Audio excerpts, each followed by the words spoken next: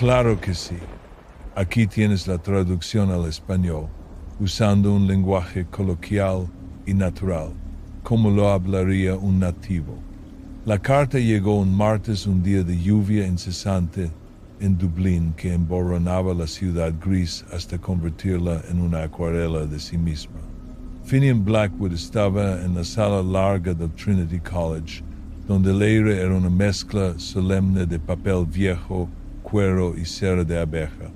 Estaba encurvado sobre un manuscrito de vitela del siglo XIV, el Por Lea Barnafai, el libro del acantilado, descifrando un pasaje sobre ritos de cosecha precristianos. El texto hablaba de un sacrificio por simpatía, la ofrenda de un hombre de mimbre lleno de las primeras frutas para asegurar la abundancia de la tierra. Era algo académico estéril, un trozo de un mundo olvidado, a salvo entre las páginas. Pero un recuerdo nítido e inoportuno atravesó la calma estudiosa. Volvía a tener 12 años en la isla de los Cuervos y su hermano de 5 años, Liam, sostenía un hombrecillo deforme que había tejido con juncos. «Es el rey de la cosecha, Finney», había piado Liam. «Hará que las patatas crezcan mucho». Finn, que ya era un lector precoz, le había revuelto el pelo a su hermano y le había explicado con una certeza condescendiente que solo era un cuento viejo. La mirada desilusionada en la cara de Liam era un recuerdo que se le había quedado grabado, una pequeña púa de culpa que nunca pudo quitarse del todo. La culpa de quien le quita la magia a las cosas y luego abandona al mago. Apartó el recuerdo concentrándose en la escritura latina, pero la sensación persistía como una corriente de aire frío en la cálida y silenciosa biblioteca. Era la sensación de una puerta mal cerrada, de una deuda pendiente. Era la sensación de estar en casa. Cuando volvió a su pequeño apartamento abarrotado de libros, la carta lo estaba esperando. Era una cosa fea, de papel barato y fibroso, que olía a podredumbre salada y humo de turba. Un aroma que se saltó una década de olvido deliberado y lo sumergió de golpe en la atmósfera húmeda y pegajosa de los Cuervos. El matasellos lo confirmó. Sus manos, acostumbradas a la delicada vitela de los manuscritos medievales, temblaron mientras rompía el tosco sello de cera. La letra era la caligrafía temblorosa y desesperada del padre Michael, el cura de la isla, un hombre cuya fe siempre fue una fina capa de pintura sobre una madera mucho más vieja y oscura. Finian, perdona esta intromisión, no tengo a quién más recurrir. Las viejas costumbres, las historias que tú y yo una vez tachamos de tonterías han vuelto a echar raíces, pero están retorcidas, envenenadas. La anciana Maeve habla de una gran renovación, de un reequilibrio de la balanza. Las redes suben vacías, la tierra está agria, y ella le ha dado un nombre y un objetivo a la desesperación de la isla. Ha elegido un corazón para la cosecha. Tu hermano, temo por él. Temo por todos nosotros. La isla se muere de hambre y una bestia hambrienta se comerá a sus propias crías. Afirma haber encontrado una nueva escritura, una letanía más oscura que, según dice el propio pantano, le susurró. La llama la verdadera cosecha. Vuelve a casa, Finn. Antes de la luna de la cosecha, dentro había una fotografía, granulada y sobreexpuesta. Era Liam, de pie frente a la pared de su casa familiar, curtida por la sal, su sonrisa, familiar y traviesa, había desaparecido. Tenía la cara demacrada, los ojos muy abiertos, con un terror vacuo que Finn sintió en sus propias entrañas. Y allí, embadurnada en su frente, con lo que parecía ocre oscuro, había una espiral, un símbolo antiguo e insaciable, la marca del elegido. A Finn se le heló la sangre. El historiador que vi en él catalogó el significado del símbolo: un vórtice, un ciclo, un desagüe que lleva hacia abajo. El hombre que vi en él simplemente vio cómo arrastraban a su hermano hacia el fondo. La vida tranquila y ordenada que había construido en Dublín, una fortaleza de academia y lógica contra la niebla supersticiosa de su juventud, se desmoronó en un instante. El análisis estéril de los ritos paganos en la biblioteca le pareció una burla. Esto no era historia muerta, era una pesadilla viviente, y tenía a su hermano entre sus fauces. Hizo una maleta con una eficiencia sombría, un abrigo grueso de lana, un mapa impermeable de los cuervos, los viejos prismáticos de su abuelo, y de una caja cerrada con llave en el fondo de su armario, el revólver Webley de su padre. Su peso era un recuerdo frío e inoportuno, un trozo del pasado que no había logrado exorcizar. La isla de los cuervos no le dio la bienvenida. Lo recibió con un muro de niebla tan espeso que el capitán del ferry, un tipo sombrío del continente que cogió su dinero sin decir palabra, tuvo que navegar por instinto y a base de rezos. La isla emergió de la bruma gris no como tierra, sino como una sugerencia de ella, una silueta dentada de roca negra y árboles raquíticos, atormentados por el viento. El aire estaba extrañamente quieto. La habitual cacofonía de gaviotas y olas rompiendo estaba amortiguada, como si la propia niebla fuera un sudario que lo silenciaba todo. El embarcadero estaba desierto, a excepción de unas cuantas nazas de langosta vacías, con sus armazones de mimbre, como las cajas torácicas de animales famélicos. Al pisar las piedras resbaladizas y cubiertas de algas, sintió un cambio palpable. Era una presión en el aire, una sensación de ser observado por algo antiguo y paciente. El pueblo, un apretado grupo de casas de piedra que siempre parecían apoyarse unas en otras, estaba en silencio. No había niños jugando, ni pescadores remendando redes, ni humo saliendo de las chimeneas. Una quietud profunda e inquietante se había apoderado del lugar. Pasó por la casa de Morwen, una anciana que una vez le había dado caramelos cuando era niño. Sus ventanas estaban cerradas con póstigos. En su puerta estaba pintada la espiral y del picaporte colgaba un manojo de cuervos muertos atados por las patas con tripas. Una advertencia, un amuleto protector. No estaba seguro de qué. Llamó a la puerta, un sonido hueco en el silencio. La puerta se abrió una rendija y apareció un trozo de su cara arrugada y temerosa. Morwen dijo en voz baja. Ha venido, susurró ella, con una voz que sonaba como un crujido seco. El descarriado vuelve al redil. La tierra llama a su sangre. Tenía la mirada perdida, distante. Cerró la puerta antes de que él pudiera decir una palabra más. Era un catecismo, no una conversación. Mientras caminaba por el conocido sendero embarrado hacia la casa del cura, una figura se materializó en la niebla. Finn Finian Blackwood por todos los dioses, la voz fue una grieta bienvenida en el silencio opresivo. Ronan, su amigo de la infancia, estaba de pie ante él.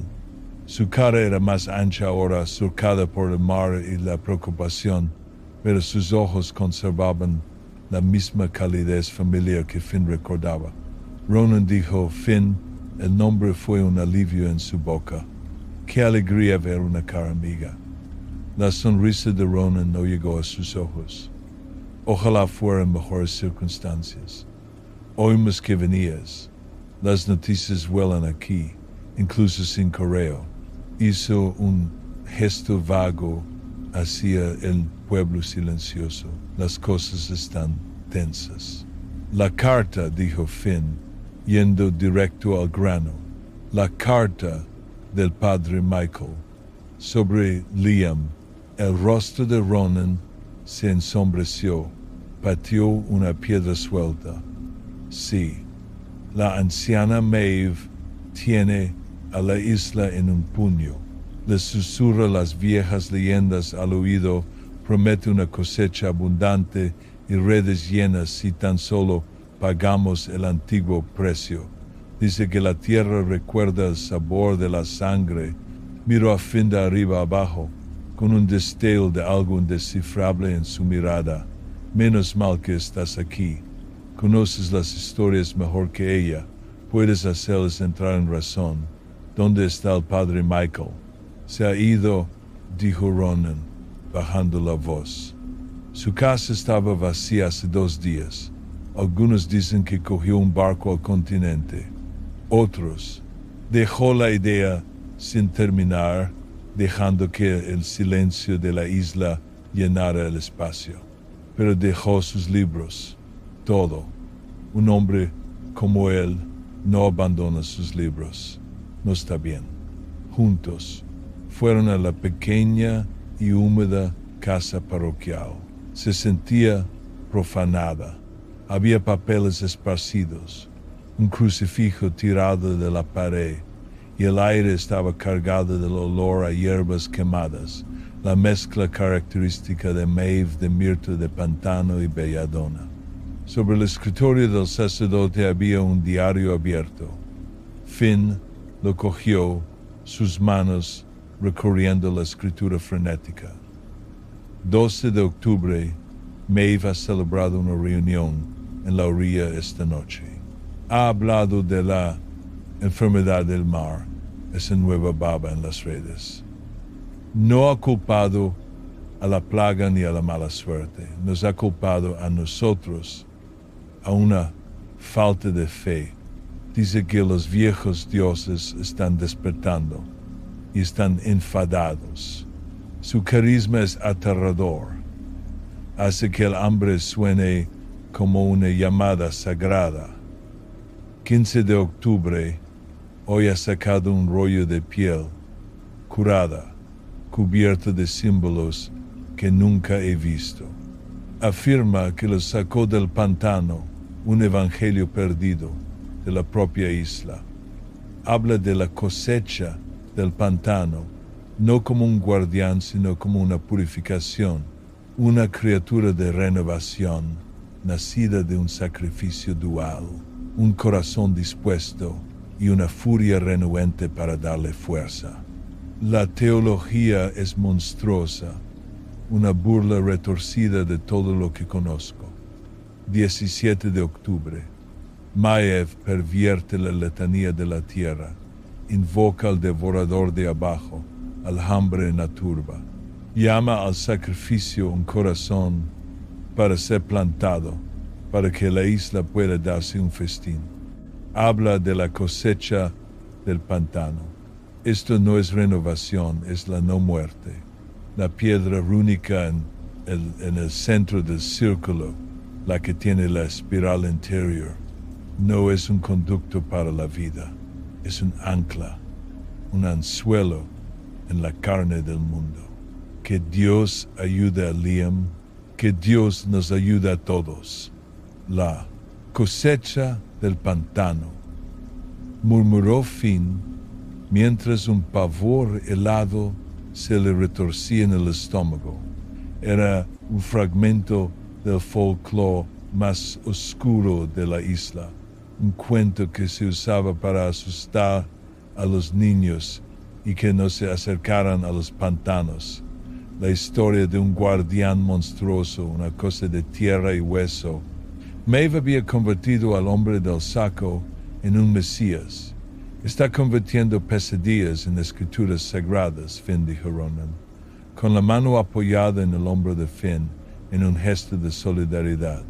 Se reúnen los Menyares cada tarde, preparándose para el ritual de la luna de la cosecha. Faltan 3 noches. No tenemos mucho tiempo. Durante los 2 días siguientes, Ronan fue su sombra, su guía a través del laberinto paranoico en el que se había convertido su hogar. Le mostró los campos de patatas marchitos, la tierra negra y viscosa, las plantas falidas como manos esqueléticas saliendo del barro. Lo llevó al puerto, donde la espesa y antinatural baba de algas lo cubría todo, brillando con una débil fosforescencia en la penumbra. El viejo Hemlock intentó navegar hacia el continente. La semana pasada, dijo Ronan en voz baja, mientras estaban en la orilla. Dijo que Maeve era una mujer diabólica. Encontraron su barco 2 días después, hecho astillas contra las agujas negras. Maeve dijo que el propio mar lo había rechazado. Era una historia, pero también era una advertencia. Los ojos de Finn escudriñaron las rocas. Allí, recién tallada en la piedra oscura, justo por encima de la línea de flotación, estaba la espiral, docenas de ellas. Esta no era una tradición antigua, era una infección nueva y agresiva en el paisaje. Su conocimiento académico se erizó. Esto estaba mal. Los viejos símbolos de la isla trataban sobre el equilibrio, los ciclos del sol y la luna. Esta espiral solo trataba de ir hacia abajo.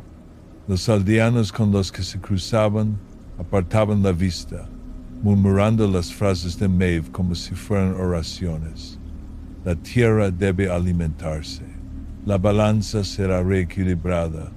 Sus rostros estaban contraídos por el hambre y una esperanza febril y desesperada.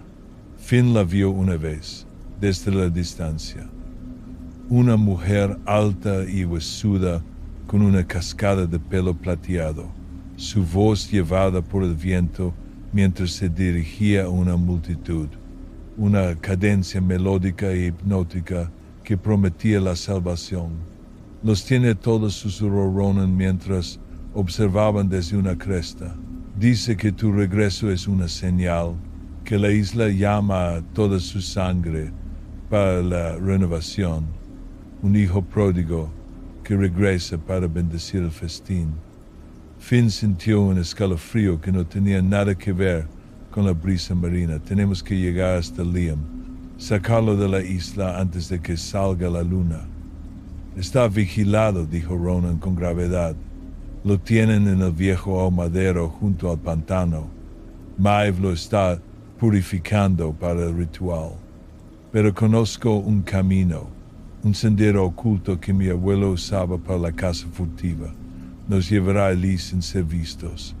Podemos ir esta noche, cuando la marea esté baja. La mente de Finn, la parte de él que se ocupaba de hechos verificables, gritaba que esto era una trampa. Pero el hermano, carcomido por la culpa, el chico que había huido, solo vio una oportunidad para redimirse. Vio los ojos vacíos de Liam en la fotografía y aceptó. Esa noche, bajo una delgada luna que apenas lograba perforar la oscuridad opresiva, se pusieron en marcha. Ronan lo alejó del camino principal hacia el abrazo absorbente del pantano de turba. El aire se volvió espeso, pesado, con el olor a descomposición. Fantasmagóricos pilares de vapor se deslizaban entre árboles esqueléticos y el silencio solo se rompía por la succión húmeda de sus botas en el barro. Los sentidos de Finn estaban en alerta máxima. El camino parecía demasiado despejado, el silencio demasiado orquestado. Llegaron a un pequeño claro, dominado por un único y nudoso roble. Era un lugar que Finn conocía, un lugar de pactos infantiles y secretos susurrados, donde habían jurado ser hermanos para siempre. Deberíamos descansar un momento, dijo Ronan, apoyándose en el árbol, su respiración extrañamente tranquila. Tenemos que seguir moviéndonos, insistió Finn, con la paranoia convertida ya en una sirena a todo volumen en su cabeza. Ronan sonrió, y a la pálida luz de la luna, la calidez había desaparecido, reemplazada por una satisfacción escalofriante y depredadora. No, este es el lugar. Dijo que serías fácil de guiar, que la culpa te dejaría ciego y sordo a todo lo que no fuera el nombre de tu hermano. Antes de que Finn pudiera reaccionar, Ronan se abalanzó. Era más fuerte de lo que parecía, todo músculo de pescador y furia de fanático. Estrelló a Finn contra el roble, con el antebrazo presionado contra su garganta. ¿Nos abandonaste? Finian gruñó Ronan, su aliento caliente y fétido, con olor a hierbas fermentadas. Te largaste a tus libros y a tus comodidades del continente, mientras la isla se marchitaba. Cogiste sus historias y las vendiste por el sueldo de un erudito, pero nunca sentiste su hambre. Maeve, ella se quedó. Escuchó a la tierra. No nos robó nuestras tradiciones, Finn. Nos las devolvió con dientes. Asesinando a mi hermano, logró decir Finn, luchando por respirar. Un precio pequeño, un precio glorioso. La tierra tiene hambre. El corazón de la cosecha debe ser puro, pero el guardián, la cosecha del pantano, necesita un tipo diferente de fuerza, un sacrificio de ira y arrepentimiento, un renuente. La isla no te llamó a casa para salvar a Liam, sino para completar el ritual tú mismo. La mente de Finn se aceleró. Sacrificio renuente. El diario del cura. No era solo Liam, era él también. Le dio un rodillazo con fuerza en la entrepierna a Ronan. El hombre gruñó, su agarre aflojándose por una fracción de segundo fue suficiente. Finn lo empujó hacia atrás, retrocediendo a trompicones, sacando el mueble. La pesada pistola se sentía como una extensión de su propia voluntad desesperada. No escaparás, jadeó Ronan, agarrándose. Toda la isla está mirando. Ya estás en el altar, bastardo arrogante. De las sombras que rodeaban el claro surgieron figuras, aldeanos. Sus rostros eran impasibles, sus ojos reflejaban la delgada luna con un brillo plano y frío. Sostenían garfios y palas para turba, herramientas de cosecha convertidas en armas. Finn estaba rodeado, disparó un tiro al aire. El estallido del revólver fue sorprendentemente fuerte en el silencio, pero los aldeanos ni siquiera se inmutaron, simplemente siguieron avanzando. Solo había una salida. Se dio la vuelta y se adentró más en el pantano, lejos del camino, lejos de la trampa. Unas manos le agarraron el abrigo y él se lo arrancó, dejándolo en su poder. El barro absorbente tiraba de sus botas intentando reclamarlo. Detrás de él podía oír a Ronan gritando órdenes. Los sonidos de los aldeanos persiguiéndole. Estaba solo, acosado, y se le acababa el tiempo. La luna de la cosecha saldría en todo su esplendor la noche siguiente. Finn pasó una noche de miseria fría y húmeda acurrucado en una hondonada de turba, escuchando las partidas de búsqueda abrirse paso entre la maleza. Al amanecer, los sonidos se habían desvanecido. Lo creían perdido en el pantano, otra ofrenda reclamada por la turba hambrienta. Usando el sol y los contornos del terreno que conocía de una infancia pasada, explorando cada rincón prohibido de la isla, comenzó un amplio y sinuoso viaje hacia el centro de los cuervos, hacia el antiguo círculo de menires. Ya no era el historiador, era un animal impulsado por una rabia fría y las últimas y parpadeantes brasas de esperanza. Las palabras del sacerdote resonaban en su mente. La piedra rúnica es un ancla. Conocía esa piedra. Un monolito negro y achaparrado en el corazón del círculo, cubierto de grabados mucho más antiguos que los demás. Su abuelo le había dicho una vez que era el primer diente de un dios, dormido.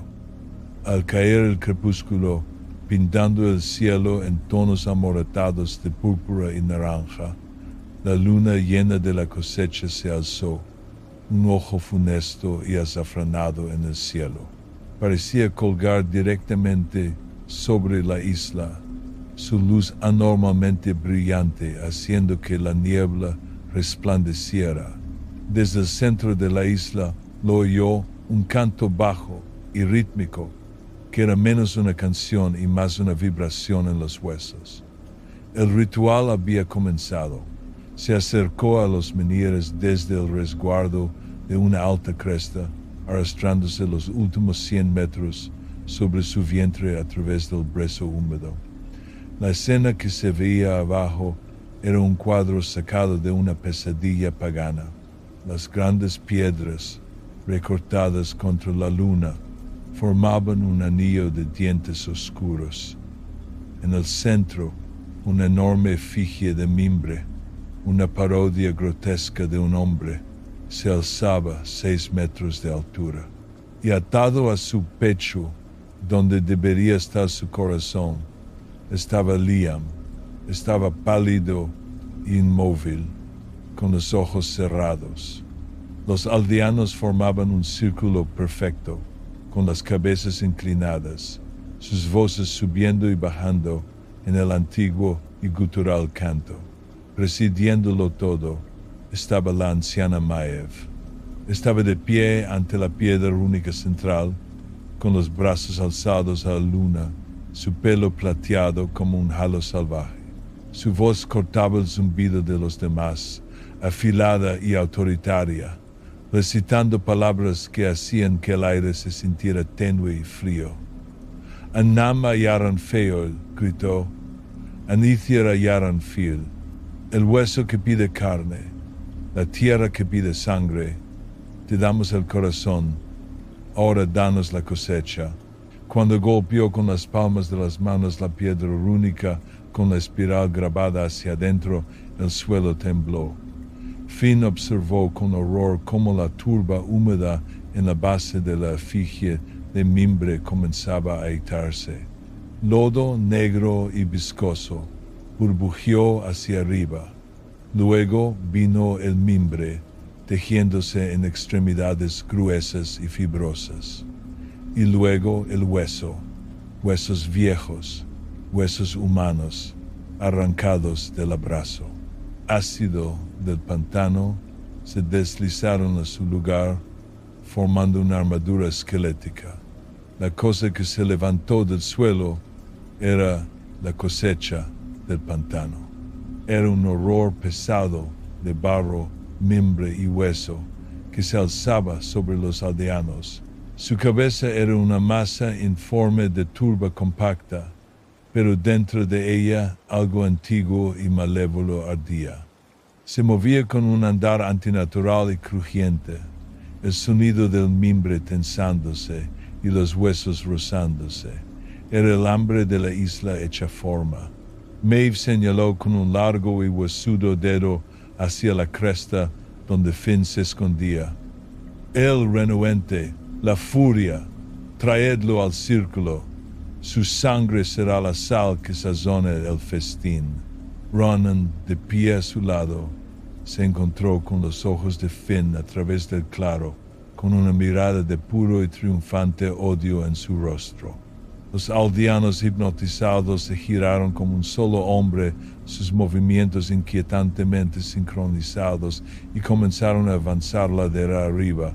No había tiempo para sutilezas. Finn se puso de pie, el Webley firme en su mano. Liam gritó, con la voz rota. Los ojos de su hermano se abrieron con un aleteo. El miedo y el reconocimiento lucharon en ellos. Finn no apuntó a los aldeanos. Disparó a las antorchas que algunos llevaban, sumiendo secciones de la línea que avanzaba en oscuridad y confusión. Eran marionetas, y no los mataría. Vio que uno se acercaba demasiado y usó una rama ardiendo que había recogido para crear un muro de fuego, obligándolos a retroceder. Sus movimientos eran torpes, fáciles de desviar. La cosecha del pantano giró su cabeza informe hacia él. Con un sonido como de raíces siendo arrancadas de la tierra, comenzó a avanzar pesadamente en su dirección, imposiblemente rápido para su tamaño. Finn bajó la cresta a toda prisa, esquivando a los aldeanos que se tambaleaban. Tenía que llegar a la piedra ancla.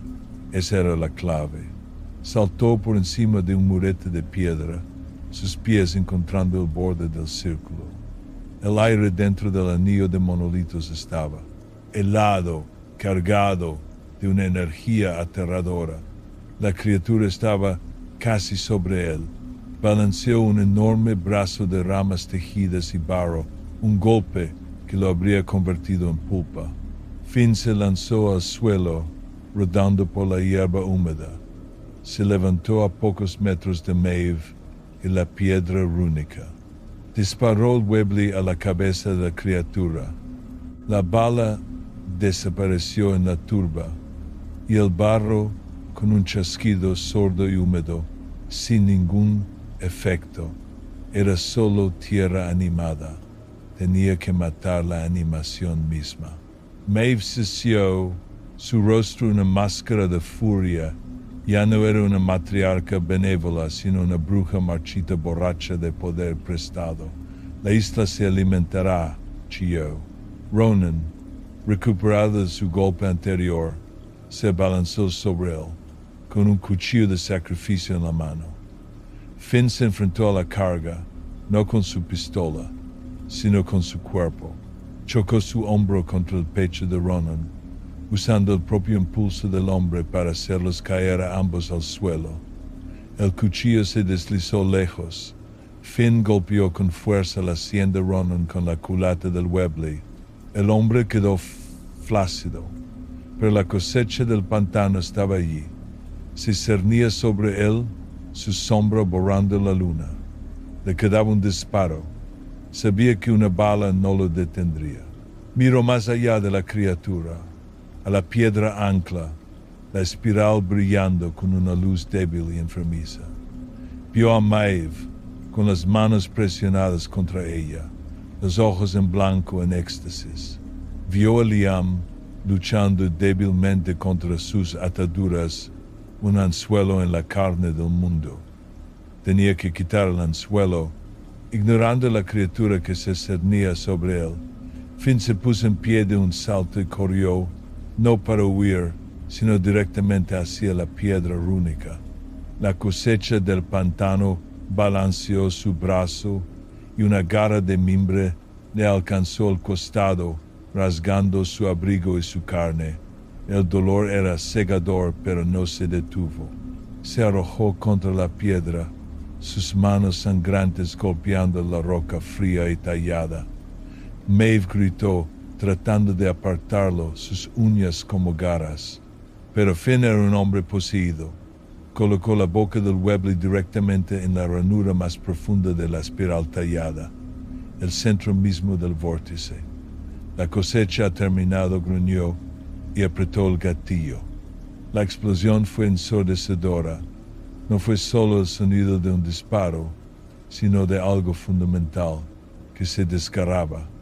La piedra rúnica se agrietó, una telaraña de fracturas que partía del agujero de la bala. Luego, con un sonido como una exhalación profunda y final de la propia tierra, se hizo añicos en 1000 pedazos. Un grito psíquico rasgó el círculo. La luz enfermiza murió.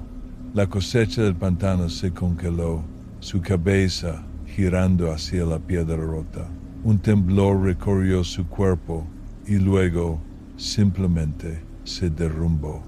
El mimbre se deshizo, los huesos cayeron al suelo con estrépito y el barro se desplomó en un montón informe y apestoso. Una onda de choque brotó del ancla rota, golpeó de lleno a la anciana Maeve. Convulsionó, su cuerpo marchitándose como si décadas pasaran en segundos. Su piel se tensó sobre sus huesos, su pelo se convirtió en polvo y con un último suspiro estertório se deshizo en un montón de ceniza antigua y túnicas descoloridas. Silencio. La luna de la cosecha brillaba sobre una escena de absoluta confusión. Los aldeanos parpadearon, mirándose las manos, la efigie derrumbada, el montón de barro y hueso. El trance se había roto. Un gemido colectivo recorrió la multitud mientras sus ojos, antes vidriosos y distantes, se llenaban de un horror incipiente y comunal por lo que casi habían hecho. Finn los ignoró. Tropezó hasta la efigie, sacando su navaja y cortando frenéticamente las cuerdas que sujetaban a Liam. Su hermano cayó en sus brazos, débil y tembloroso, pero vivo. Finn, susurró Liam, con la voz ronca, pensé que te habías ido. No voy a ninguna parte, dijo Finn, abrazándolo con fuerza, no sentí. No esperaron a las preguntas, ni a las acusaciones, ni al duelo. Abriéndose paso entre la multitud, aturdida y sollozante, se dirigieron por el sendero hacia el puerto. Al pasar por el lugar donde yacía Ronan, el hombre se movió, sus ojos abriéndose con un aleteo. Miró a Finn y a Liam, no con confusión, sino con un odio puro y sin diluir. Una maldición demasiado débil para ser oída se formó en sus labios. El fanatismo no se había roto, solo había sido derrotado. Encontraron un pequeño bote de pesca, un porcurag, con su piel de lona alquitranada brillando a la luz de la luna. Cuando el primer indicio del alba tiñó el cielo del este, Finn los empujó lejos del embarcadero. Cogió los remos, con el costado desgarrado gritando a cada palada, y comenzó a remar lejos de la isla de los cuervos. Él no miró atrás, pero Liam sí. Observó la isla, envuelta en su niebla eterna, encogerse detrás de ellos. ¿Qué pasará con ellos?, preguntó Liam, su voz apenas un susurro. Finn desvió la mirada del rostro atormentado de su hermano hacia la silueta de su hogar que desaparecía. La isla decidirá, dijo con voz pesada. Ahora es su historia, nosotros ya no formamos parte de ella. El sol irrumpió en el horizonte, su luz limpia y dorada, cayendo sobre los dos hermanos, solos en el vasto e implacable mar. Dejaban atrás la pesadilla, dos supervivientes remando hacia un mundo de lógica y luz, marcados para siempre por la oscuridad de la que habían escapado.